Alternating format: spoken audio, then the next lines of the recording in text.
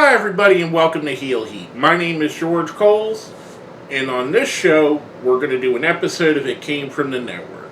And this is especially came from the network because we're in the month of July, which means, as I mentioned on a previous show, we're teaming up with my friend Bucky749 and his brother Jeremy, and we're doing special themed shows for the month of July, Jeremy's Christmas in July. And all of my It Came From the Networks and Walking in Memphis shows are going to have a Christmas theme to them, whether it be something on the show, the time of the recording of the show, something will be tied to Christmas. Starting off the festivities, we have WWF In Your House 5 Seasons Beatings. We start the show with Santa Claus and the Smoking Guns giving out presents to the fans in attendance. Kind of a foreshadowing of what's going to happen later. Kind of a cool little opening. Then we go right into our first match. And if you haven't seen one of my shows before I go into rating these, on these reviews we rate everything on a 1 to 5 scale, 1 being the worst, 5 being the best. First match of the evening, we get Ramon and Marty Janetti versus the 1-2-3 Kid and Psycho Sid. It's always interesting to me to see shows of this era, late 95, 96, early 96, before Scott Hall and Kevin Nash left for WCW, and before there was a seismic change in wrestling. Less than a year later, it feels like the entire wrestling landscape changes from where we are here. You even get to see a little bit of it in the crowd because they're in Hershey, Pennsylvania, which isn't too far from Philadelphia, Pennsylvania, which is the epicenter of ECW, or was the epicenter of ECW.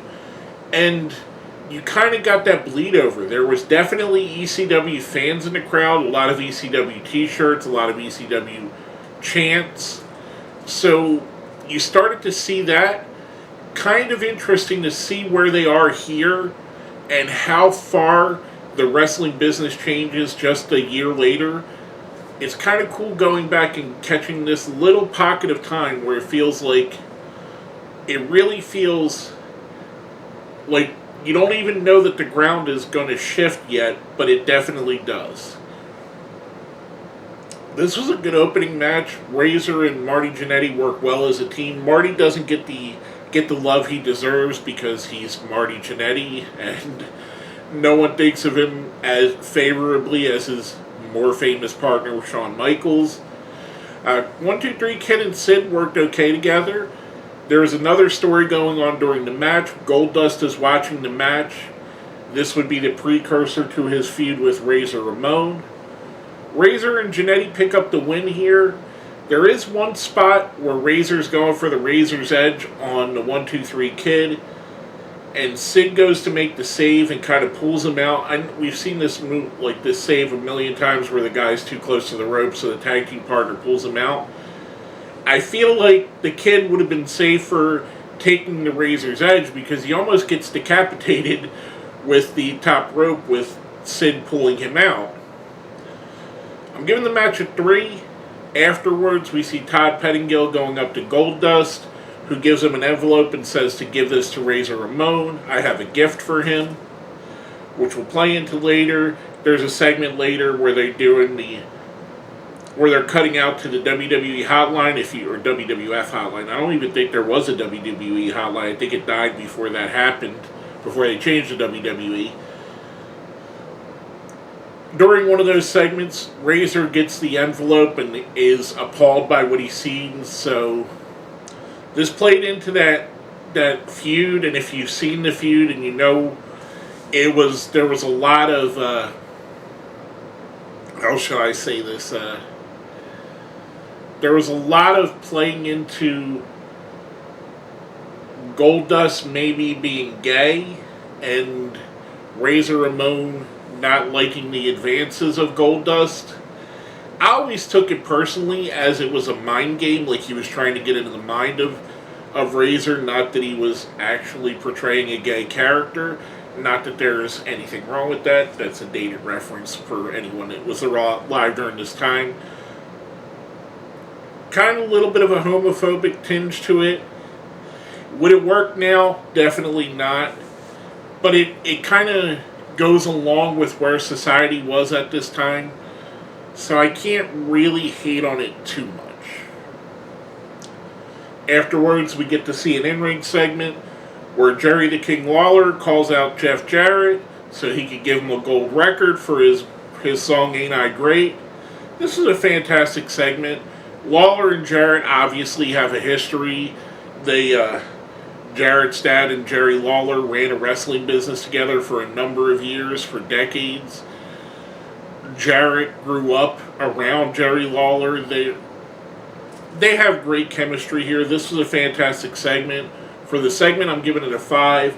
And the gold record, much like Santa Claus earlier, is a little bit of a foreshadowing of what's happening next. Jarrett goes on to commentary with Lawler and Vince McMahon. Leads us into a match that's supposed to be Ahmed Johnson versus Dean Douglas, who's Shane Douglas. And we're going to talk about this in the end here. There's a couple things on here that I want to really bring up at the end. He can't wrestle because he has a back injury, so he brings his star pupil, the Nature Boy, Buddy Landel. And this was just a glorified Ahmed kills Buddy match. I kind of feel bad because Buddy Landel is actually a really good wrestler, was actually a really good wrestler. There's a lot about, he did a lot of the damage to himself. He was, I hate to say this, I hate to speak of people that are no longer with us this way, but he was reportedly unreliable, reportedly had a drug problem. So I don't think he quite got to where he deserved, but he was a fantastic wrestler. Ahmed pretty much squashes over. It's not a good match at all. I've seen Buddy Landel have way better matches than this. I've seen people pull better matches out of Ahmed Johnson than this. Not that much better. Ahmed's best matches are probably in the 3 range. His best solo matches. If you could hide him in a tag team, you can make him look good. But in a solo match, I don't think you're getting a good or even a decent match out of him. I will say he definitely had a connection with the crowd. The crowd loved Ahmed Johnson, and it could just be the look. His look was fantastic. He looked like $1 million. However, he was terrible in the ring, and from all accounts, he was dangerous and he hurt a lot of people. Ahmed wins the match here. Afterwards, we get Jerry Lawler interviewing him, which leads to Jeff Jarrett hitting him with the gold record. Like I said, a foreshadowing of that. I'm giving that a 1. I'm giving the match a 1. Afterwards was good. Ahmed kind of got clunky on the sell of getting hit with the gold record, then no-sold a lot of things. We go after that. This is where we get to the segment in the back. They show Razor getting his gift and being disgusted by it. So there's that. Next up, we get to probably one of the most talked about as being a bad matches in the history of wrestling, or bad gimmick. The Arkansas Hog Pen match. Triple H, Hunter Hearst Helmsley, he's not yet Triple H, versus Henry O. Godwin. And the referee for the match, a special referee, is Hillbilly Jim. Which kind of surprised me, because thinking back, I always thought that Hillbilly was always Henry O. Godwin's manager. I might be wrong, though. I think he may have came in and became the manager after Phineas came in and they became the Godwins as a team. This was an okay match. I mean, it's not great. It's definitely better than the match that happened before this. I expected better out of Henry and Hunter at the time. I think they're better wrestlers than what they showed here. I think the gimmick really hurt this match, hurt the potential of it. Hunter is really in the Blue Bug character, the kind of took it a lot from William Regal without putting his own identity on it quite yet. You could still see there's something there. You could still see he's a future star. Henry, again, much like I said with Janetti, a guy that's kind of undervalued, but I think is a really good wrestler. This match just didn't work well. Hunter Hearst Helmsley picks up the win by putting Henry Godwin into the pen. Then Hunter gets put in the pen afterwards, which was what everybody comes to see. He comically oversells it, which that part's actually fantastic, his comic overselling. I'm going to give the thing overall a 2. Not a good match at all.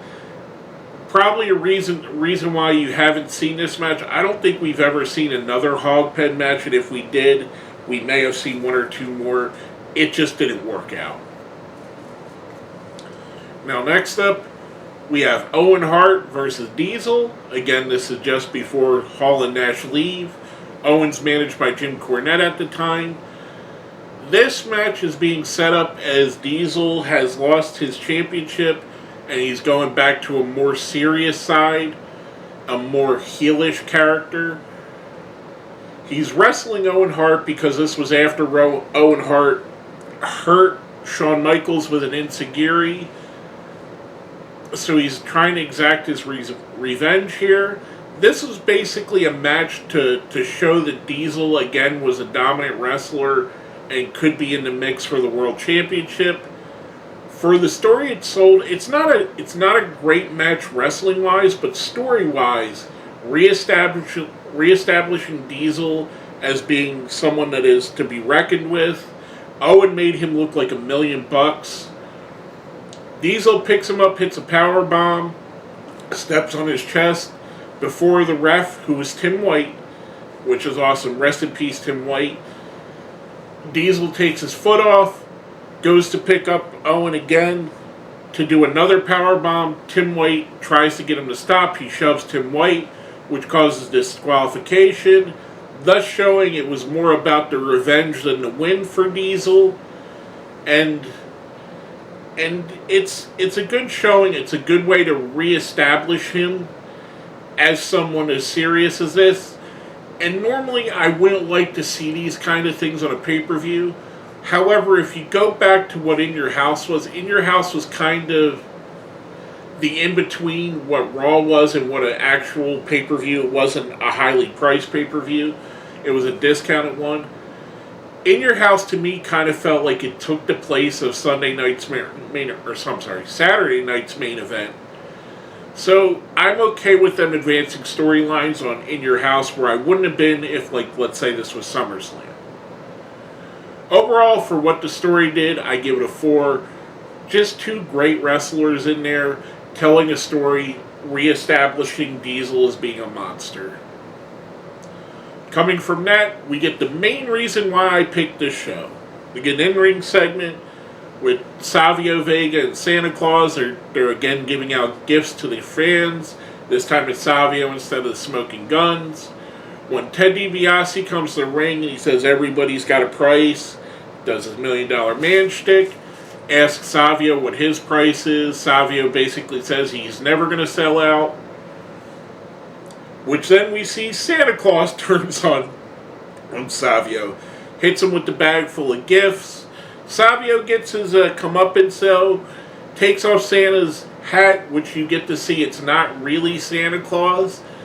It ends up being a character who later they call Santa Claus, being played by Balls Mahoney here. This is absurdity. This is what I mean by looking at the difference. And I'm not just harping on WWF and what they were doing. WCW was in full Dungeon of Doom mode at this time. So it's kind of seeing these gimmicks that kind of worked in the 80s. And these are even more cartoony to me than the 80s were. This feels even more cartoony. I love the idea of Santa Claus. I think it's a character that if it was fleshed out properly would have been great. I don't think he lasted but maybe a couple more appearances in the role. But this was the reason I picked this match. First off, it's season beating, so it automatically has a Christmas theme to it. Second, we get to see the evil Santa Claus, his brother Santa Claus from the South Pole. Just an absurd segment. I'm giving it a 3. I thought it was good. It made me laugh. It's not a great segment by any standards, but it makes me laugh and it makes me smile. So I give it a little bit better than I probably would if it wasn't for that. Now, coming from that, we get a match between The Undertaker and King Mabel, a casket match. This one was rough. There's a couple things that stand out. On the way to the ring, Mabel's being carried to the ring on his throne. You can noticeably see Jeff Hardy as one of the people carrying him, a very young Jeff Hardy. So I'm going to assume that Matt was one of the other guys carrying him as well, because they were doing some extra work with the WWE at the time. This was a rough match.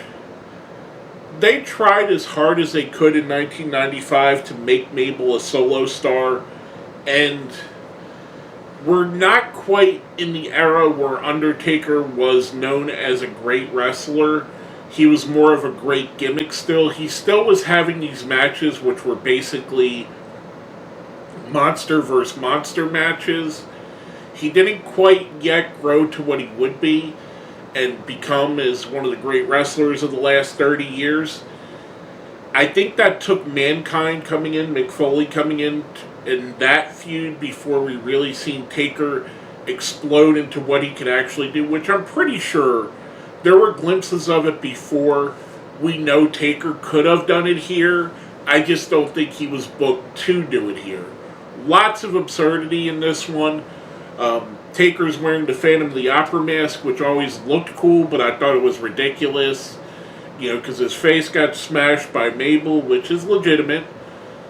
They have the urn is already melted down into a necklace, which I believe was done by Kama Mustafa. Mabel has the necklace with him. Ridiculous again. The match itself isn't too great.